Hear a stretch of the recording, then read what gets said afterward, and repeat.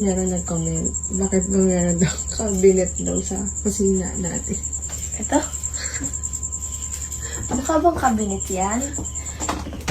Cabinet ba yan? Lumalamig? Oh. Ganda ng cabinet niya. May pagkain ha. Tapos may built-in na freezer. Yes, may... Bakit yung nakita rin ng cabinet? Kasi ang laki daw sabi. Ang laki daw ng cabinet. Hindi naman siguro nakita yun sa video, no? Iba yung itsura ng cabinet sa rep. Oo nga, kasi ayan, meron naman siya. Yun daw. O fridge. Diba? Fridge Babasa naman niyo, diba? siya. Ito cabinet to.